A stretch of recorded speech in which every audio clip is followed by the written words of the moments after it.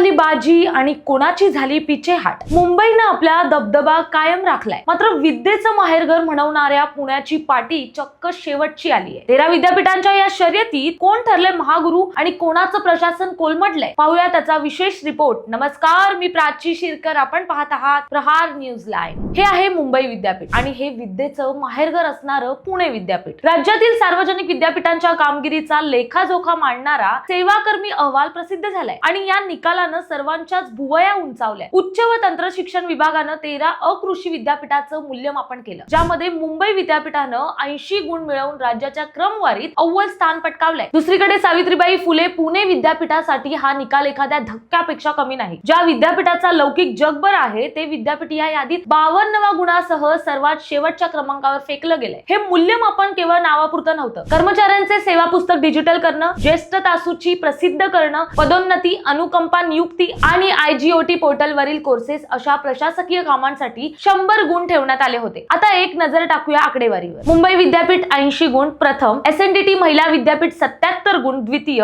गोंडवाना विद्यापीठ गडचिरोली 69 गुण तृतीय, यशवंतराव चव्हाण मुक्त विद्यापीठ 68 गुण चतुर्थ, पुणे विद्यापीठ 52 गुण शेवटचा क्रमांक। पुणे विद्यापीठाचा केवळ शैक्षणिक दर्जाच नाही तर आता प्रशासकीय दर्जाही घसरत असल्याचं या आकडेवारून स्पष्ट होतंय। NIRF रँकिंग मधील घसरणीनंतर आता राज्य शासनाच्या अहवालातही पुण्याची पिछेहाट झाल्याने शिक्षण क्षेत्रात चिंतेचं वातावरण आहे। केवळ भव्य इमारती आणि जुना वारसा असून चालत नाही, तर काळानुसार प्रशासकीय पारदर्शकता आणि वेग राखणं तितकंच गरजेचं आहे। पुण्याची ही घसरण ही धोक्याची घंटा आहे, त्यामुळे प्रशासकीय मरगळ झटकण्याची हीच वेळ आहे। स्पर्धा केवळ विद्यार्थ्यांमध्ये नाही तर विद्यापीठांच्या कार्यक्षमतेतही असावी, हेच या निकालानं सिद्ध केलंय। मुंबईने प्रगतीचा ग्राफ उंचावलाय, पण पुण्याला आता आत्मचिंतनाची गरज आहे। रँकिंग मध्ये शेवटचं येणं हे विद्येच्या माहेरघरासाठी भूषणावह नक्कीच आहे। माहिती आवडली असेल तर कमेंट्स मध्ये नक्की कळवा आणि अशाच नवनवीन व्हिडिओ पाहण्यासाठी प्रहार न्यूज लाईव्ह चॅनलला लाईक, शेअर आणि कमेंट करायला विसरू नका। धन्यवाद।